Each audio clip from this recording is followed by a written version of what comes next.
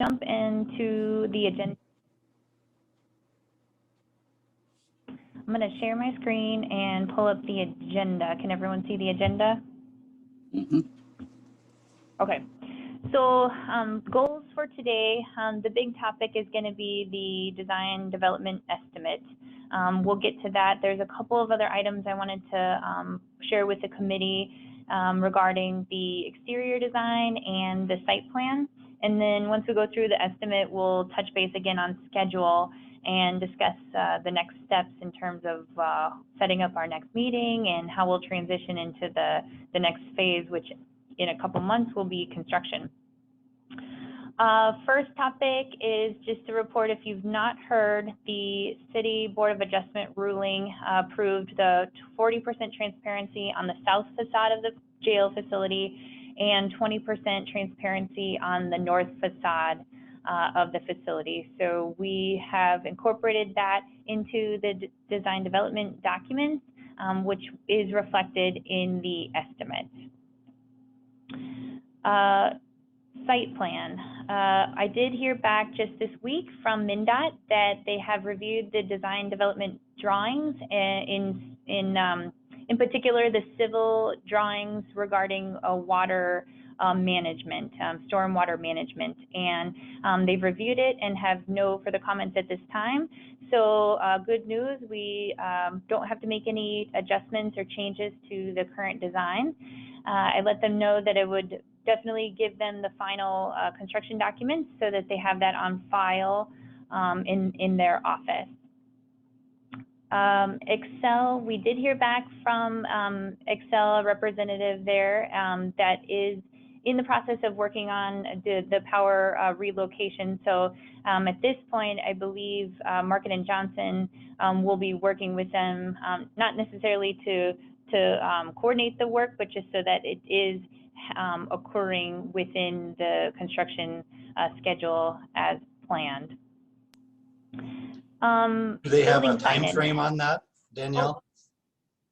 I've not heard of a specific time frame, although they indicated that what we had hoped for wouldn't be a problem. So hopefully I don't anticipate any issues with that, but we didn't get a confirmation on a date.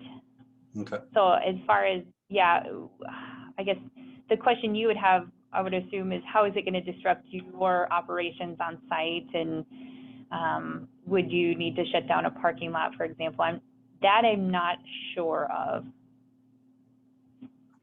Okay, then I just had a question if they were gonna board under the parking lot or how they were gonna run it. I don't know if they talked about that yet. That was the initial discussion, although that was a discussion with a staff member that no longer is with Xcel. So it's my understanding that that information has been translated to the new representative, but we'll certainly follow up to make certain that that's still the plan. Thank you. All right, I'm gonna jump to the site plan here. A couple questions came up in the last committee or the last subcommittee meeting regarding building signage. In the design development documents, we have building signage on the jail and on the side of the law enforcement center. Question came up regarding wayfinding at the last committee meeting, and how would one know when they're coming into the parking lot where they're supposed to go. So we, in the site, identified a sign that would be situated between the courthouse and the law enforcement center. And Steve, I know you had some questions regarding what does the committee want the sign to say. I know it's pretty self-explanatory that the jail is simply jail with the address. Currently, the law enforcement center signage is planned to say law enforcement center with the address 201. And then the monument sign, I have a couple different options to discuss here as a potential option. I know we can obviously change this as we go, but for the purpose of getting it in the construction documents, we wanted to identify the thoughts of the committee so we can get it get it included. I'm going to jump back. Sorry, I realized I meant to show you this. You're familiar with the current sign that's situated outside of the parking lot, stating Winona County Law Enforcement Center, City of Winona Police Department, Winona County Sheriff's Department. Now, our new site plan, because we're replacing the parking lot, the assumption would be that this sign would be taken down, and we currently have planned for a tree and a fence separating the sidewalk and the parking lot.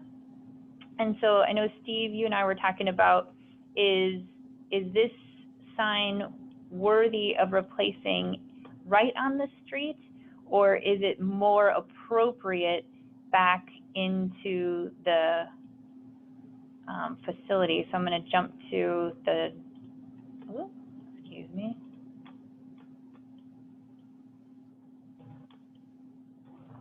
I'll get stuck on a tree here. What I brought up, what Danielle's mentioning is, I mentioned to her there's numerous times over my 30+ years that I've been out in the parking lot and people asked where the law enforcement center is. So they never saw the signs. They're either obstructed by passing by other vehicles or someone, you know, parking somewhere, and they're needed, but is that necessarily really a good location for a sign? So my perception, I did not think it was a good place for a sign. I think people don't see it very often. So closer to the building and something that sort of nicely stuck out, you know, that just didn't look right, but, you know, was obvious that here's for law enforcement, this is for a jail. Yeah, because likely when you're coming into the facility, if you've parked already, you still need some signage to help you identify which building to go to. Mm-hmm. So I think we discussed this as an opportunity just past the retaining wall, and I think the question was, is the lettering, is the nomenclature accurate? And perhaps we don't know that yet right now. If we still need to say police department. Yeah, that's a tough one, because the police department's studying, you know, a new police department and fire department building, and so we don't know what the future's going to bring for that. Right.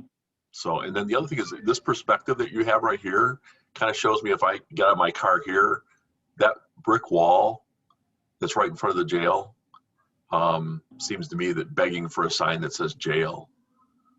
Oh, from this perspective. Yeah.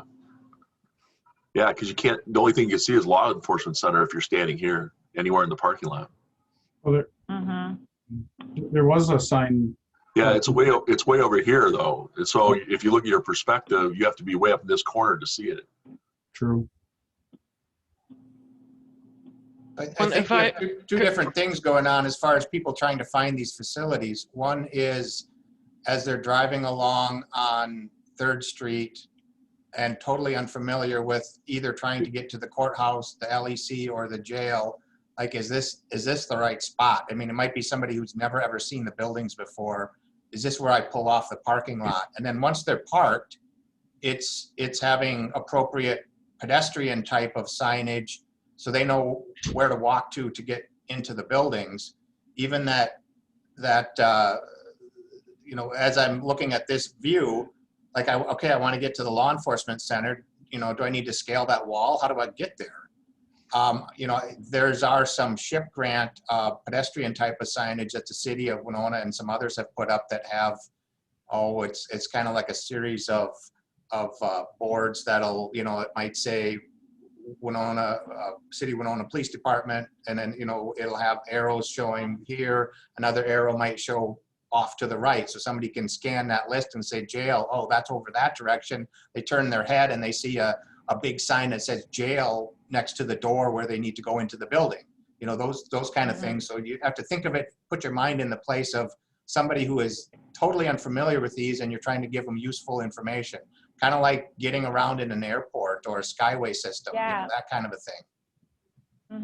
Yeah, or more like a campus signage. Campus signage, exactly. Yeah. Well, and I think that build on Dave's point, that means we need a roadside. I mean, we have to start with a roadside. I think Well- we do, because otherwise people will drive by and, you know, they'll see the buildings, but they're not sure, is this a parking lot for the courthouse, LEC, and jail? And then LEC, that doesn't, you know, I'm trying to take paperwork to the sheriff's office. Is that at the LEC? I don't know, maybe.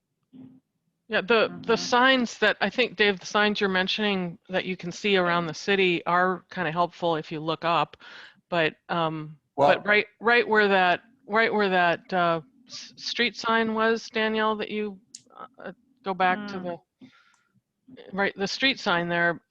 If we had something there, you know, on a post, Yeah. because we should also identify where the courthouse is. I mean, most people would know that's a courthouse, but some people don't.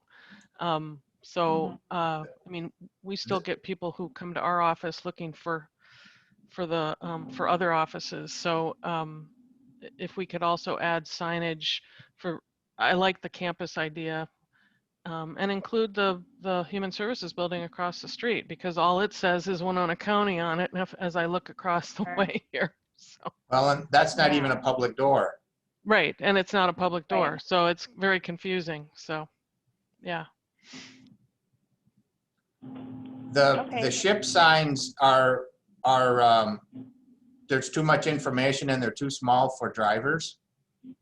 You know, you need to be able to, like 2 or 3 at the very most lines of text is what a driver, because they need to be able to like perceive that all within a, you know, like a 1 or 2 second glance. You can't have a, you know, 5 lines of text, like, and the size of those signs are useful for pedestrians, but they're, unless you pretty much stop or slow down to read them, they're not good for drivers. Yeah, I hear you. I think then, yeah, what I'm hearing is we need to locate more of a monument sign at the street to replicate somewhat what you have there, but it's going to be more encompassing of this campus. So whether it says Winona County, I don't know if it's Justice or, you know, and we don't have to decide today necessarily. I just wanted to talk about that we really hadn't clarified.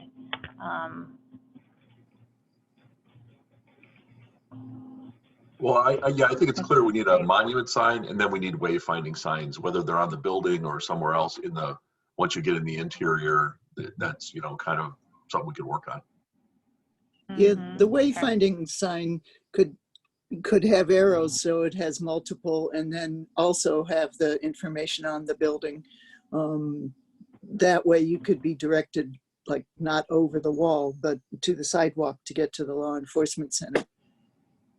Yeah, and maybe it's like, you know, one of those like L-shaped, you know, because at that point, you're right, Right, you're not you going to kinda climb have the to- wall. You're going to go left and then up And- further. Right, yeah, that kind of thing. Okay. At the curb, you know, at the street level, I don't know if we have to identify that as the parking lot. That just seems, I don't know, there may not even be spaces in there if there's not too many public spaces. But a monument sign would be really helpful. And is it true, would you guys agree that it should be perpendicular to the road? Because I think, Steve, you pointed out that because currently it's parallel to the road, and if you really don't read it until you're right up to it, right? Correct. I mean, even when you go by St. Mary's College, they put the brand new pillars and stuff in the front, and they put new signages, and they didn't run it perpendicular, but at least they have it angled, so you're coming up from 2 different, you know, either coming into town or leaving town, you can see St. Mary's College on it. Well, I think the perpendicular would show it on both sides, so both Yep. directions of traffic can see Yep. it. So Okay.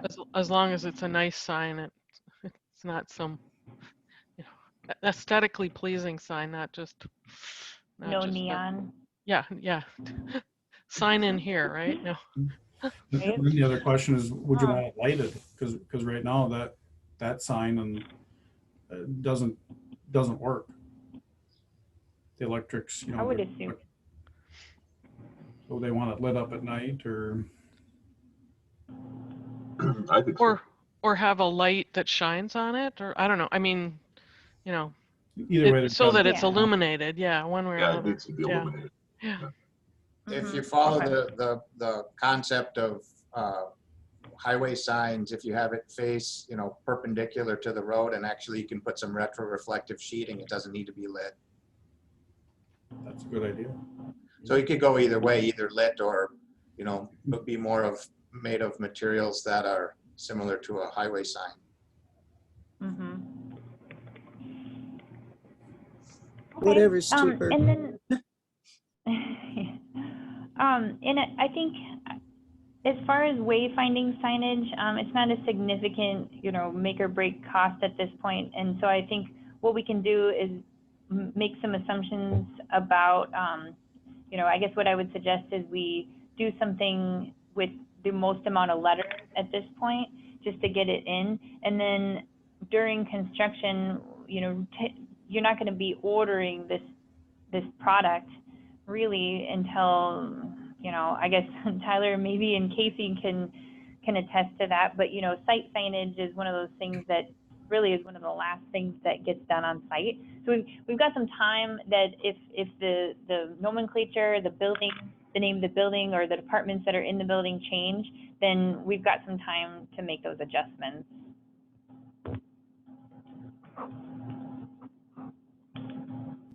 Okay. Yeah, I agree. That makes sense to us. Okay. Yeah, so that is. Does the city have any ordinance on, any zoning on signage?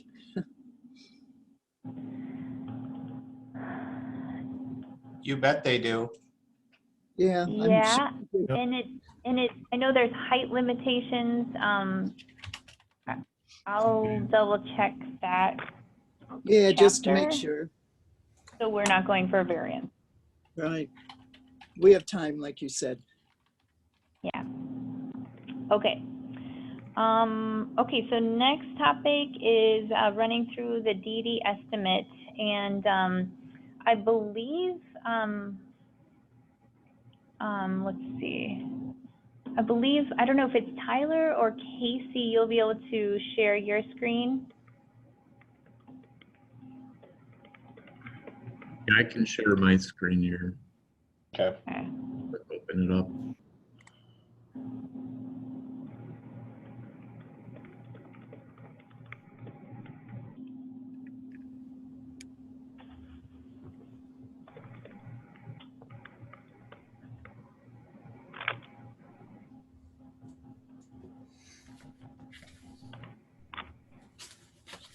Is it sharing on your end? I can't tell. Yeah, I can see the agenda. Okay.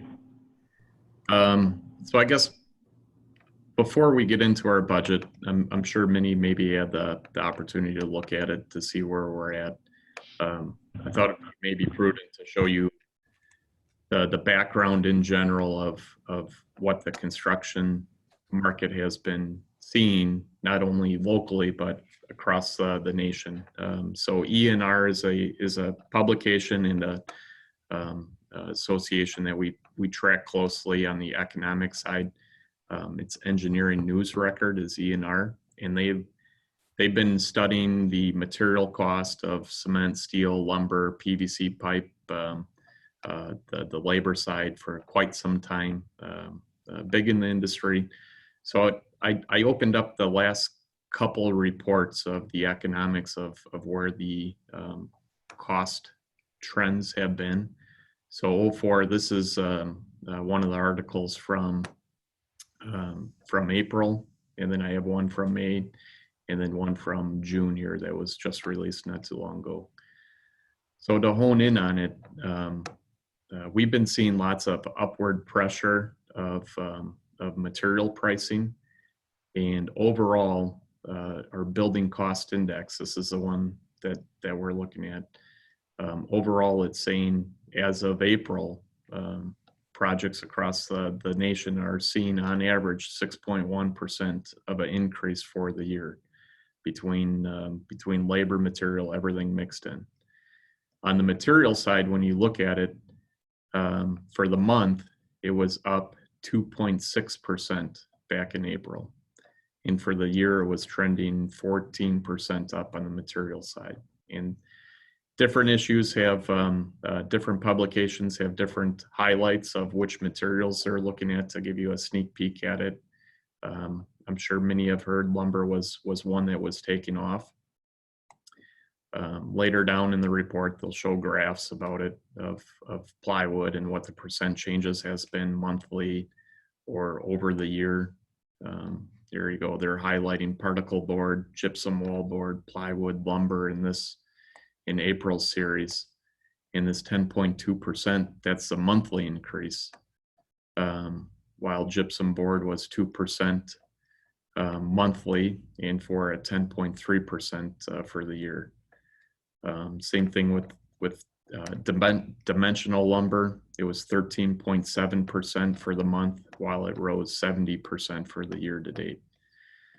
So this is an article that we track, and it helps track our cost data behind the scenes, aligning it with what we're seeing nationally and then also what we're seeing locally too.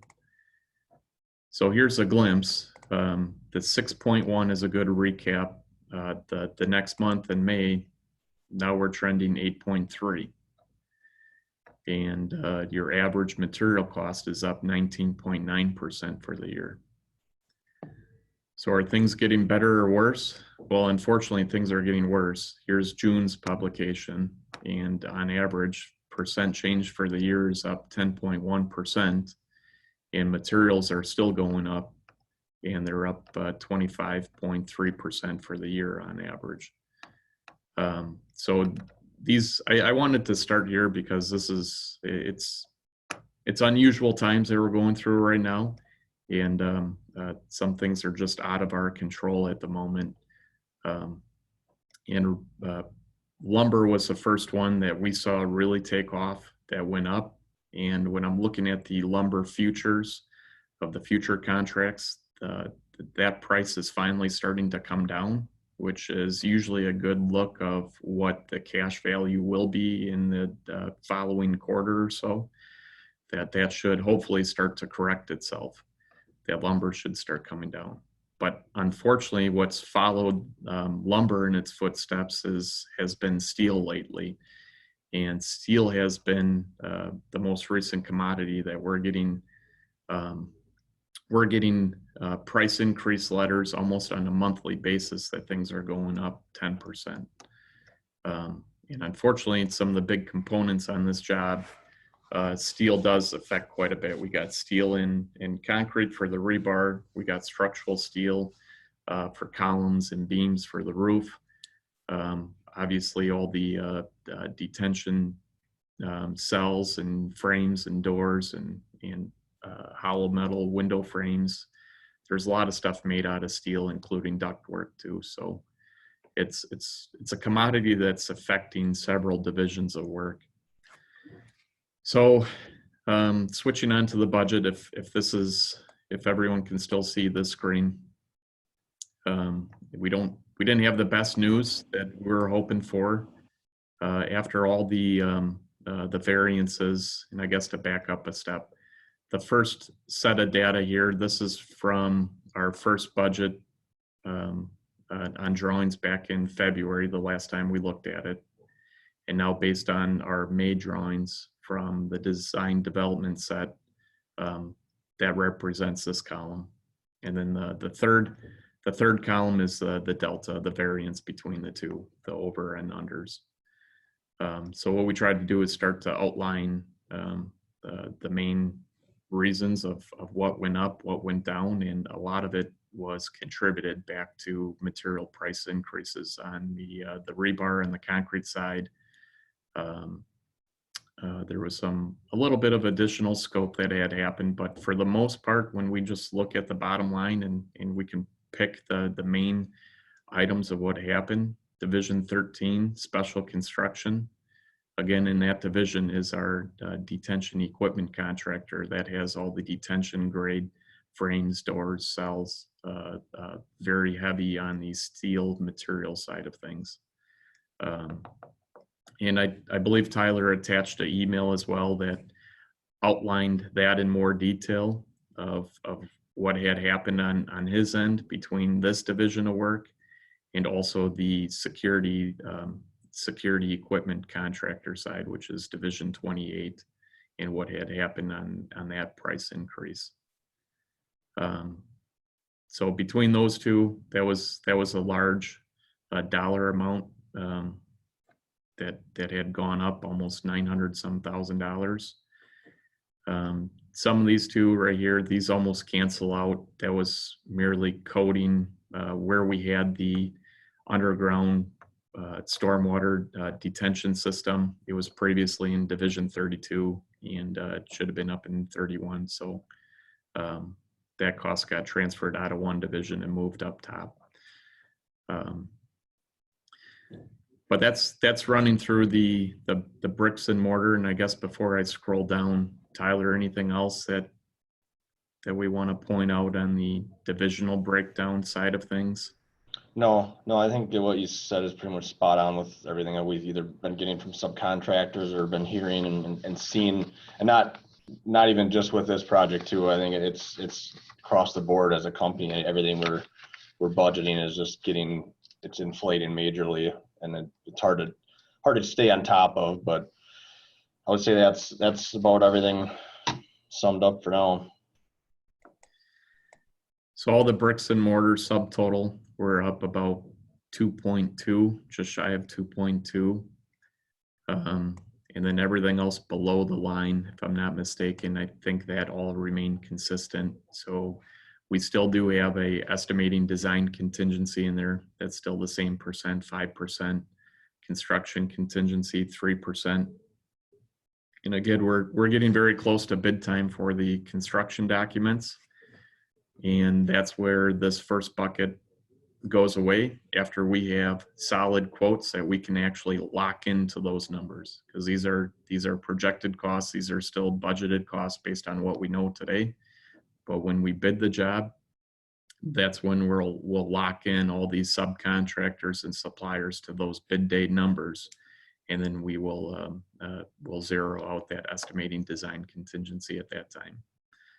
And then again, the construction contingency, that's basically a reserve for if there's any unknowns during construction, and if we have to move something from here to there, make a change, or add something to it, that's where we'd be pulling from that line item. And I have one more page here.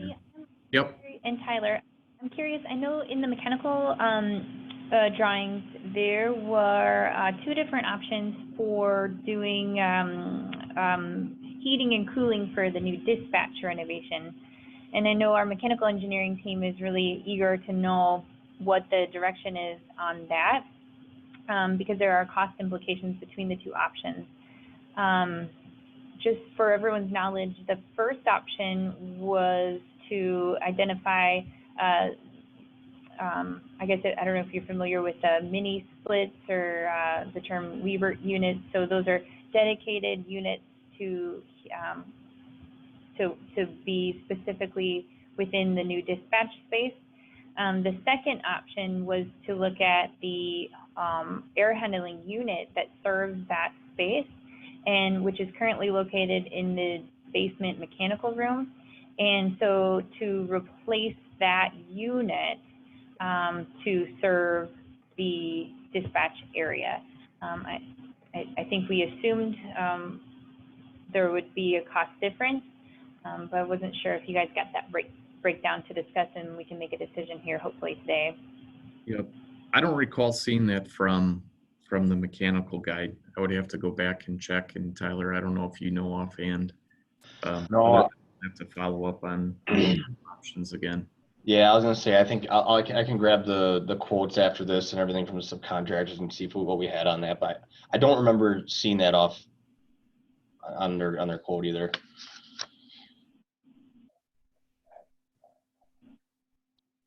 So Danielle, we'll get back to you on the mini splits versus the air handler units in the basement there for dispatch space. Apologize I wasn't on here, but we can Well, add that and to the bottom I as guess- an option. And maybe it's more of a county question, because you know, if we don't give our engineers a direction, unfortunately, they're not going to be able to finish that area. And so I'm wondering, is it from you know, keeping everything on schedule, would that area potentially be an addendum item if we want to continue with the schedule we have? 'Cause I Danielle, think there- in reference to that, my experience in dispatch centers has indicated that, I mean, those people are trapped in there for 12 hours a day. And, you know, while a mini split system might be less costly, we certainly need to look at the magnitude of difference, but I'm not really in favor in kind of value engineering that out for them. You know, we can go through the advantages and disadvantages of a mini split, but you know, that's just my opinion. So. Yep. Yeah, and I think Aaron, are you on? I think you had a preference as well. If I remember, it was replacing the air handling unit. So that Correct. would serve not only dispatch, but the rest of the space that would be renovated in future. Yes, I mean, just for bringing in fresh air, everything else that we kind of just went over with the mechanical engineer to, you know, the air handler would do that whole end of the building again, even though we won't be adding ductwork, but in the future, that air handling unit can still serve the rest of the building, not just the dispatch room also. Yeah, it has to be healthy. We don't want any Legionnaire's disease. Yeah. Agreed. So I'm hearing option 2 is the preferred route. Yeah, I think Aaron's point is right on target. The fact is if we ever do reuse that extra space, why would we want to shortchange ourselves at this point? So. Sure. Okay. All right. I can give that direction for option 2. Thank you. And then for what it's worth, Danielle, we can follow up on a phone call too in a separate email just for information purposes too, so we have it. And it's possible that the subs gave you a price for 2. Or Yeah. broke that out. Okay. We'll go back and look at that real quick, and if they didn't, we'll call them. All right. Okay. Okay. And then I guess sliding down to the bottom, I think this was just picking up the rest of the design cost, and then the breakdown of the rest of the owner items and budgeted amounts for the FF&E package. So I don't think any of those have changed down below. So if there are adjustments that need to happen there, you guys can let us know, and we can update the sheet as well. This is Marie. Do we have any estimates on how much the window changes are going to cost? I know people are going to ask. Yeah, I think going through with it, I was just looking at that when I saw that on the agenda there. It was around, see, we had about 120 to 130,000. I don't have the exact dollar. I can get that too, but I would say it's right around 120, 130,000 what that ad changed to it. Okay, thank you. Yeah, it's mostly actually that Division 8 in our budget sheet. It's that variance. It's a lot. It's basically that whole dollar or close to it. So Yeah, thank you. Sorry about that. no.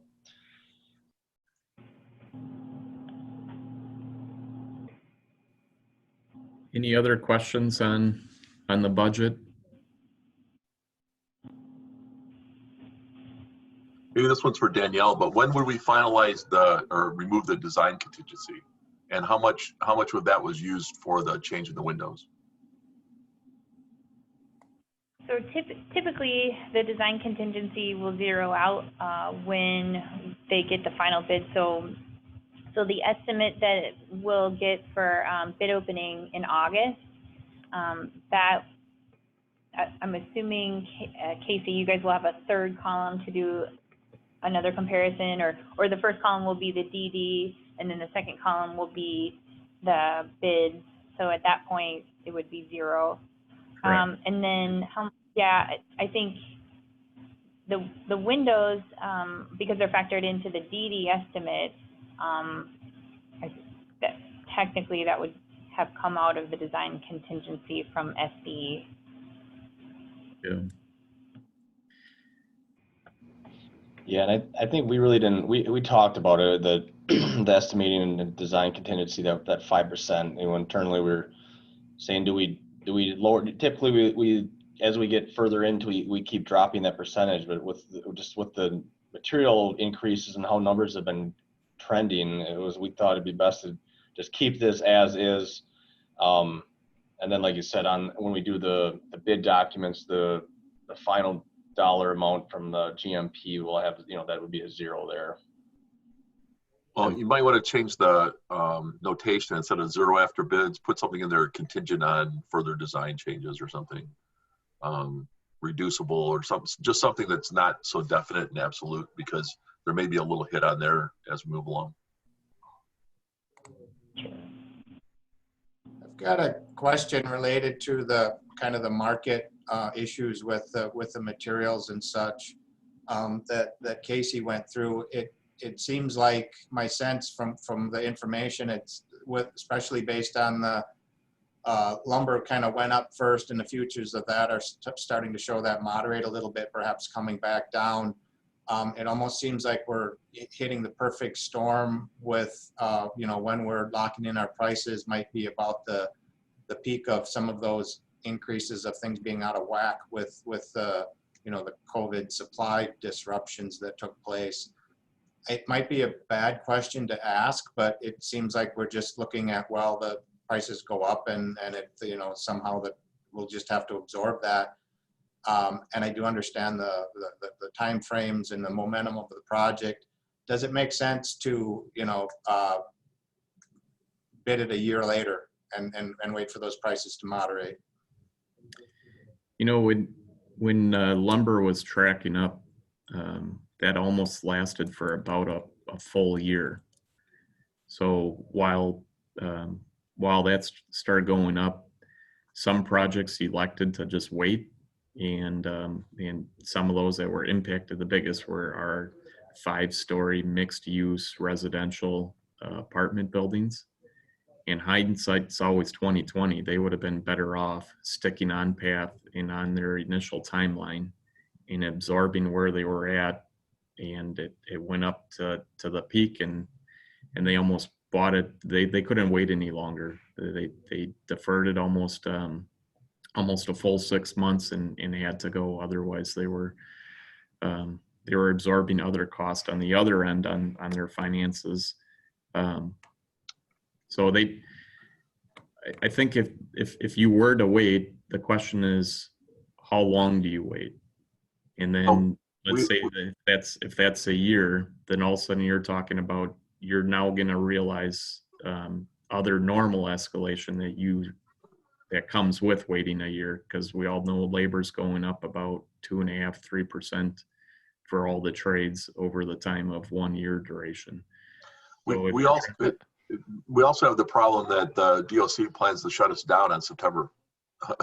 And I don't know that they would take escalating costs as a mitigating factor in allowing us to, you know, not have a jail. They'd probably close us down, and we'd have to transport all the inmates and do everything remotely until such time as we could revive the project. So, you know, we don't have a financing cost necessarily, although there could be some impact if rates go up over that time. Yeah, it probably just isn't an option for us. But I think I'm pulling my old economist days, but if everybody's watching the news, latest news is the inflationary pressures and the Fed's looking at trying to, you know, actually slow down the economy.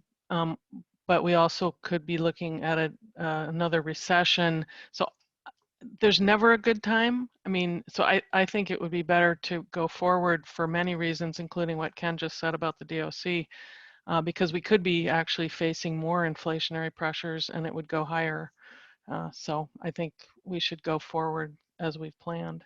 I think Casey's, you know, anecdotal story about the, you know, the timber and the multi-story residential and actually waiting made it worse. It would seem like for the other materials that we're talking about, the steel or everything else, that could very plausibly play out the same for this jail facility. So I think that's altogether, I thought it was worth throwing it out there, and due to what's going on with the prices, but all told, I do agree also with just pressing forward based on the unknowns and the potential risk of things being worse, plus the DOC aspect.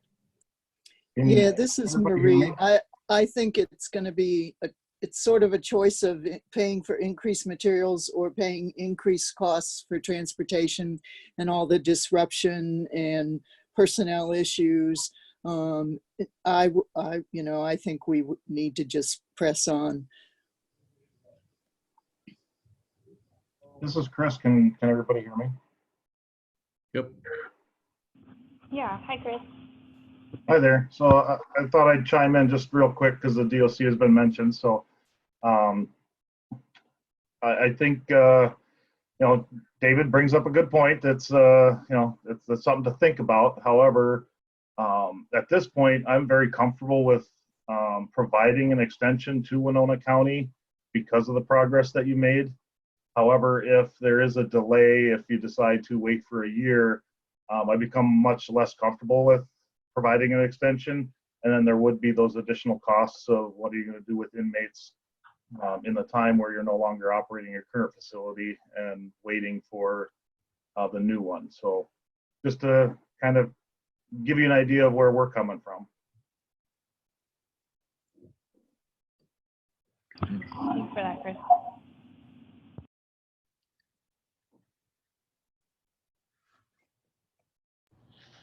Yeah, and actually and Casey, I think you could kind of speak to it too. I think that lately we've kind of seen a pretty big lull in just bidding projects and and decent sized projects out there on the market at the time right now. So I think this coming out in the next, month or two here, will actually hit. I mean, we haven't seen anything in the Cross area over 3 million in the last 6-7 months. It's just been extremely dead for bidding. So I think there's going to be a lot of potential for subcontractors and bidding, bidder to be competitive on this too. So I think we are hitting at a competitive time for sure, at least on the marketing side.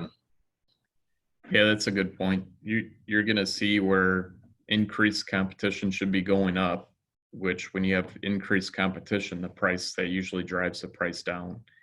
And hopefully that starts balancing out the overall project too, of offsetting the material increases that are can't control those as much. So that's a good point, Tyler. Thanks.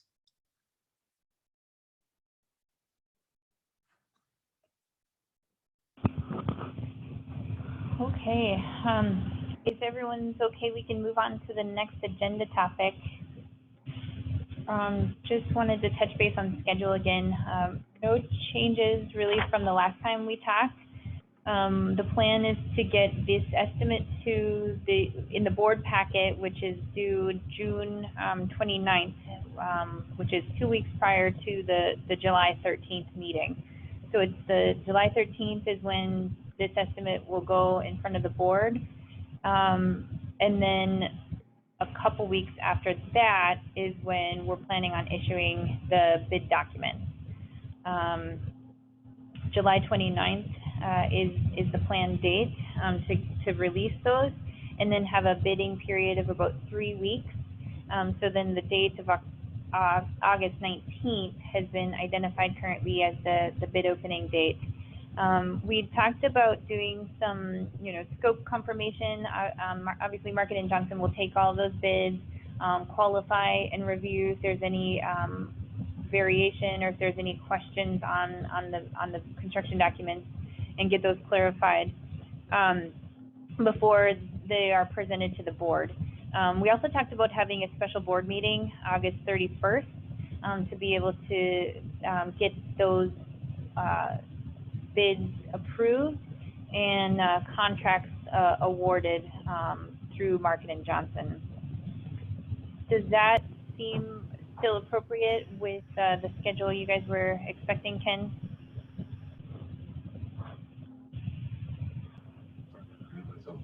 Yeah, I mean, we're still on the same schedule. We don't see a change as long as you can provide the data. Sorry, I wasn't able to hear that very well. Oh, Can you say sorry. that again? I was gonna say, we haven't, yeah, as long as you can provide the data that we needed based on the schedule we created, we're still on the same schedule. Yeah, do we have a timeline for that with the groundbreaking? Be early September? Good question. Casey or Tyler? Yeah, I guess on our end, after we get the bids on the 19th of August, I think it really comes down to, I mean, we'll get it whatever time frame we need to meet for the county board, you know, because obviously with the material and everything, the way it's trending, it's going to be key to get a turnaround, get contracts out so they can get materials ordered. A lot of people are holding bids for, 2 weeks, 3 weeks, stuff like it. It's very, very short times of unlike we're seeing this typical 90 days and stuff like that. So if we need to do a scope review and get a turnaround quickly, we'll easily make that happen to whatever, if we can do a board meeting, the following week, if there's something that's set up, or I guess whatever we need to meet. And then, yeah, groundbreaking, when I put the schedule together here, I was kind of going to base on what we state here of our start date. We'll just go, as soon as possible. The sooner we start, the better. So, Danielle, can you put the Well, agenda back up with the schedule? So the dates for the meetings, please. Yep. And I guess, what I realize now is I think there is perhaps a different question because there's groundbreaking for construction, but then I think perhaps the question was, is there a ceremonial or is there a groundbreaking ceremony? Is that maybe the question? Or because that really can occur at any point, right? Yeah, I think that's just a sign that we really have started, and I think it's a good public sign. So perhaps we could have a ceremonial one soonish, and then, in a few weeks or whatever, the construction would come in with the equipment and start digging.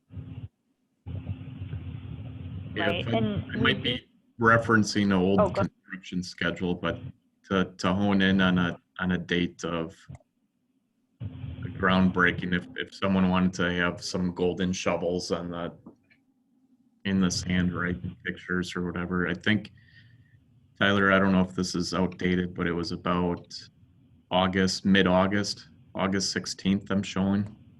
That Monday is when we were mobilizing to start getting set up. So between that and September 1st might be a good time frame to do that, perhaps. yeah, that's kind of what I was thinking. For bidding August 19th, maybe get those bids in so we see dollars and set up groundbreaking the week of the 23rd, then and hopefully maybe we'd start the week of August 30th, or if not, I would just say it'd probably be then the Tuesday after Labor Day, this September 7th. What is proposed to happen on this August 31st special meeting? It's my understanding that the board would then approve the go-ahead to sign contracts. That was my question too, because you can't break ground. I would strongly recommend not doing a groundbreaking before the county board approves to actually do the project. Yeah, you have a ceremonial groundbreaking and then you have a construction start, but you can't do any of it before the contracts and the bids are approved. So, yeah. So then I would say, the later part of that, the week of the 30th, then after that 31st. Yeah. Okay. I do want to note from a schedule standpoint, we will be sending all the documents to the state to do the plan review. We send that as soon as the construction documents are released, so end of July. And they've indicated that they're slowing down, and so their time for review is less than it had been. But we have seen some, and I don't want to say there will be a delay, but I'm just saying that in order to get the building permit, they have to approve the plans. And I don't see it being a problem, but sometimes it takes a while to get the plans into the queue. So we'll know more once we submit them and give you guys an update if there's any queue we have to work around. So there's a lot of moving parts. Yeah. But the ceremonial groundbreaking could occur, I guess, before actual construction occurs. Yeah, but not before the 31st. Correct, yeah. Yep. Yeah, and with these dates, like I said, I think because I'll have a schedule in our construction or the bidding documents that I'll have to make. So I'll have actual construction start on September 7th. So if we could do a ceremonial groundbreaking that first, second, or third, that'd be just fine. Or I mean, even if it is the 7th or 8th or the week of that after Labor Day too, we've done them, you know, we're just getting mobilized and everything too, so. Mm-hmm. Okay. Great. Okay, so the next steps, I know we're, the next couple months are really just getting the documents done. I think what we're finding is less and less questions to the committee. We've been having meetings about once a month.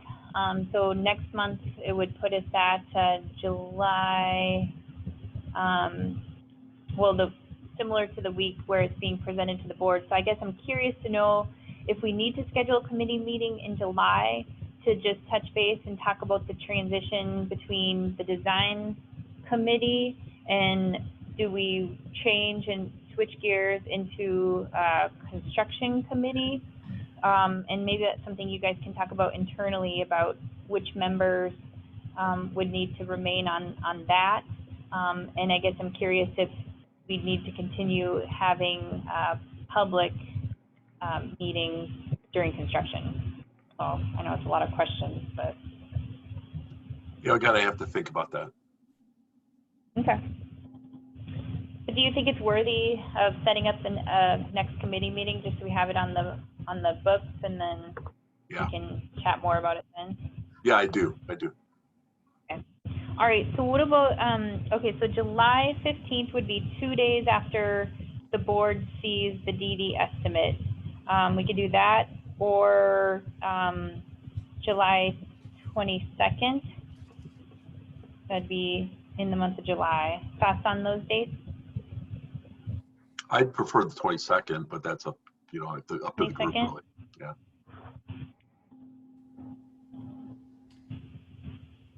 Yeah, we could do that. 9 o'clock in the morning on July 22nd.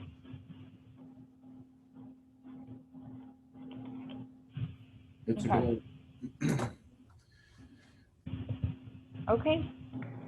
All right, any other questions or comments to follow up? Otherwise, we've completed our agenda topic. Hey, Tyler, can I call you right after this? I got some questions from a meeting that I went up to Klein McCarthy with. Yep, no problem. Okay. Boys, I'm good. All right, well, thank you, everybody. Appreciate your time. Thank you. Thank you. Yep, thanks everyone. Good. Okay, have a good day.